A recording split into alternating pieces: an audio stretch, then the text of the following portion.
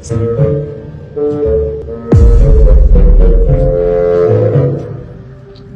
Sorry guys, मुझे नहीं पता था कि तुम लोगों में ऐसा कुछ रिचुअल होता है।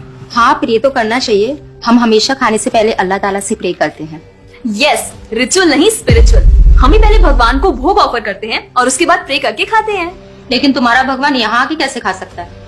जैसे वो तुम्हारी दुआ कानों से सुन सकता है, वो वैसे ही यहाँ पर आके खा भी सकता है। भगवान का फॉर्म पर्सनल है। अगर वो कानों से सुन सकते हैं तो मुंह से आके खा भी सकते हैं। उनके कान और मुंह दोनों है। शालिनी, तुम प्रे नहीं करती खाना खाने से पहले? नहीं, लेकिन मेरे चाचा ने एक बार कहा था कि हमको वो गॉड ऑफ फूड को और फार्मर्स को थैंक यू बोलना चाहिए। You mean Annapurna Devi? What? God of food. Yes, हमें उन्हें थैंक करना चाहिए और साथ में फार्मर्स को भी। But I believe in watering the roots. देखो, हम हमेशा क्रिएशन को तो अप्रिशिएट करते ही हैं, लेकिन हम क्रिएटर को ना अप्रिशिएट करना भूल जाते हैं। अभी सोचो, पानी ना हो, हवा ना हो, उपजाऊ मिट्टी या धरती माँ ना हो, तो फार्मर क्या कर लेगा?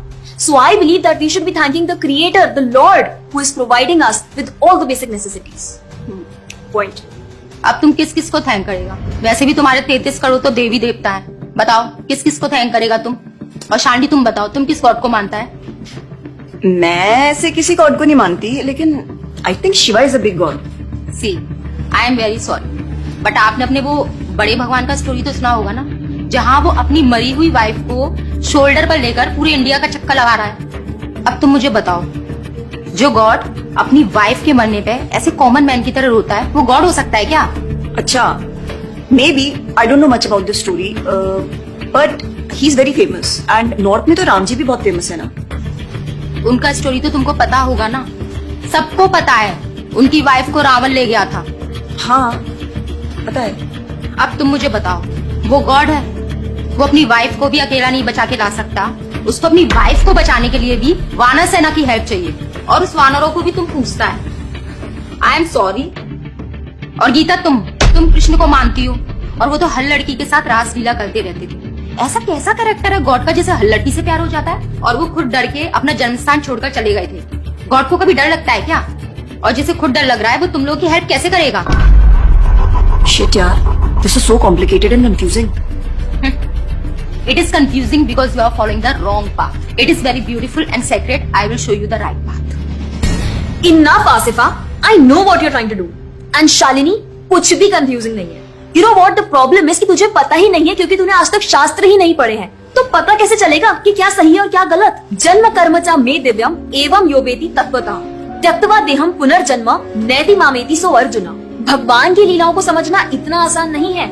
उसके लिए शास्त्रों का अध्ययन करना पड़ता है, और वो भी एक प्रामाणिक गुरु के अंडर रह के उनकी शरण लेके। अब अगर तुमने शास्त्र पढ़े होते तो तुमको ये पता होता कि शिव जी ने जो इमोशंस उसमें दिखाए थे वो शोक नहीं, विरह था। विरह विरह दोनों सेम नहीं होते क्या?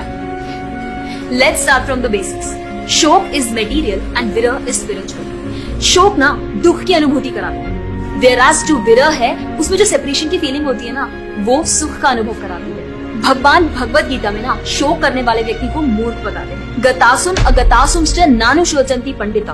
अ wise man never laments for the living nor for the dead. Bhagavad Gita chapter 2 text 11। अपनों की मौत पे आंसू बहाना शोक है, लेकिन वहीं रामायण देखते देखते जो आंसू निकले ना, वो विरह है, विरह। और ऐसे विरह से हमारा भगवान के प्रति प्रेम बढ़ता है। तो जिस तरह से शिव जी ने विरह को दिखाया था, उसी तरह राम जी भी सीता मैया के जाने के बाद विरह में भटकते हुए रो रहे हैं। और यही नहीं, सीता देवी इतनी प्योर है ना कि उन्हें राम जी के अलावा कोई टच भी नहीं कर सकता था। रावण जिनको लेके गया था वो छाया सीता देवी थी। असली सीता देवी तो अग्नि में समा गई थी, और वो अग्नि परीक्षा के वक्त बाहर आई थी। और आसिफा, तू क्या बोल रही थी? भगवान राम को अपनी पत्नी को बचाने के लिए वानरों की मदद लेनी पड़ी थी। I mean, God is all powerful, right? हाँ, आई मीन वो अकेले भी तो मार सकते थे ना।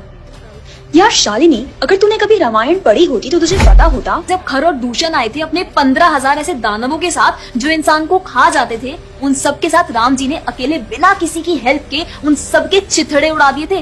अब ऐसे राम के लिए रावण को मारना मुश्किल है क्या? हाँ, लेकिन बाद में वानरों की हेल्प क्यों ली? उनको अपनी सेवा में लगाने के लिए, उनकी ग्लोरीज बढ़ाने के लिए। अरे उन्होंने तो एक छोटी सी गिलहरी तक को अपनी सेवा में लगा लिया था। व्हाट? कभी पढ़ा हो तो पता हो ना। खैर, और हम हनुमान जी की पूजा इसीलिए करते हैं क्योंकि भगवान तक पहुंचने का रास्ता उनके भक्तों की सेवा है। जब भगवान देखते हैं कि मेरे भक्तों का गुणगान हो रहा है या कोई सेवा कर रहा है तो वो बहुत खुश होते हैं। जैसे मैं तेरी मॉम के सामने अगर तेरी तारीफ करूं तो वो खुश होती है ना। पॉइंट। इसी तरह भगवान हमसे खुश होते हैं जब हम उनके भक्तों की सेवा करते हैं, पूजा करते हैं। और रही बात 33 करोड़ देवी देवता की, आसिफा तो मुझे ये बता, what is your favourite genre in movies? Psychological thriller. और शालिनी तेरी? Romantic and comedy. एग्जैक्टली। जैसे हर किसी का अपने नेचर के अकॉर्डिंग फेवरेट जॉनर होता है, वैसे ही भगवान ने हर किसी के नेचर के अकॉर्डिंग व्यक्ति के लिए उसके नेचर के अनुसार वेद और पुराण दिए हैं। और उन्हीं पुराणों को फॉलो करके लोग अपनी देवी देवता की तरफ अट्रैक्ट होते हैं। और ये सभी देवी देवता भगवान की ही सेवा कर रहे हैं। जैसे रोशनी के देवता सूर्य देव, हवा के देवता वायु देव, बारिश के देवता इंद्र देव। जैसे एक सरकार चलाने के लिए इतनी सारी पोजीशंस होती हैं, वैसे ही इस पूरे ब्रह्मांड को चलाने के लिए अलग अलग देवी देवताओं की जरूरत पड़ती है। तो मतलब वो अपनी पोजीशन का मिसयूज करेंगे, किसी भी लड़की के साथ कुछ भी करेंगे, रास लीला करेंगे। Stop it Asifa, now you are crossing the line. तुझे पता ही क्या है कृष्ण के बारे में? जो लोग बोलते हैं कि कृष्ण करे तो रास लीला है, हम करें तो कैरेक्टर ढीला है, उनको बोलो पहले भागवतम पढ़ ले। ठीक रास लीला से पहले भगवान ने गोवर्धन उठाया था। उनको बोलो पहले जाके गोवर्धन पर्वत उठाए। पैदा होते ही पूतना को मारा था, बच्चे से एक मच्छर नहीं मारा जाता। When he was crawling, मुख में ब्रह्मांड दिखा दिया था। तू अपने मुंह में अपना ये हॉस्टल ही दिखा दे आसिफा।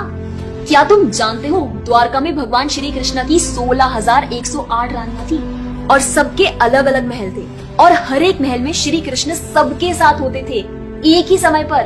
रोज सारी रानियां कृष्ण से खुश थी और उन सब की जरूरतें कृष्णा पूरी करते थे। क्या किसी नॉर्मल से इंसान के लिए ये सब संभव है? आज के टाइम पे तो एक ही नहीं संभलती, लेकिन उस टाइम सारी रानियां एक दूसरे के साथ खुश थी और उन्हें खुश कृष्ण रखते थे। क्यों? क्योंकि वो भगवान है। और रही बात ब्रज की गोपियों के साथ रास लीला करने की, तो इतना जान लो कि रास लीला के टाइम पर करोड़ों गोपियां थी और कृष्ण पूरे टाइम हर एक गोपी के साथ मौजूद थे और उनके साथ डांस कर रहे थे एक टाइम पे करोड़ों गोपियों के साथ। ये सब बहुत डीप लीला है और ये सब तभी पता चलेगी जब साधुओं के संग में रह के शास्त्रों को पढ़ा जाएगा। हवा में तीर चलाने से या सुनी सुनाई बातों पर यकीन करने से कुछ नहीं होने वाला। और रही बात अपने भक्तों को बचाने की, तो भगवान ने तो अपने भक्त परीक्षित महाराज को गर्भ में बचाया। 5 साल के प्रहलाद महाराज के लिए नरसिंह अवतार लेकर आए और उनको बचाया। यहाँ तक कि वो अपने गुरुदेव सांदीपनि मुनि के बेटे को मरने के बाद वापस लाए और उनको जिंदा किया। आई एम रियली इम्प्रेस्ड यार। हिंदू होते हुए भी मुझे फैक्ट्स पता ही नहीं थे। मेरे पेरेंट्स ने मुझे कभी इन सब चीजों के बारे में बताया ही नहीं। हाँ, पेरेंट्स की तो गलती है, लेकिन हम भी तो वही कर रहे हैं जो उन्होंने किया। We are not learning about our culture, not reading Ramayan, Mahabharat और भगवत गीता। आजकल तो ये सब कुछ रीड करना बहुत इजी भी है यार। Everything is available on our phones, and the problem is that we don't want to learn। और इसीलिए हमें कोई कुछ भी बोलता है और हम उसे मान लेते हैं और अपने बिलीफ को चेंज करने के लिए रेडी हो जाते हैं। एक्चुअली में पता है, किसी का हार्ट ट्रांसफॉर्म करना है तो प्यार से करो, ज्ञान से करो, पैसे और तलवार से नहीं। और अब बारी आपकी है। अगर आप भी चाहते हैं कि कोई एड़ा गेड़ा नत्थु गेड़ा अगर आपको कुछ भी ना बोल जाए, आपका बेवकूफ ना बनाए, तो जाइए और अपने कल्चर के बारे में जानिए, ग्रंथ पढ़िए और अपने बच्चों को भी पढ़ाइए। जाकर इस वीडियो को जितना हो सके उतना शेयर करिए ताकि कोई और लड़का या लड़की इस केरला स्टोरी का शिकार ना बने। और हाँ, इस वीडियो को लाइक करें और भक्ति टुडे चैनल को सब्सक्राइब करें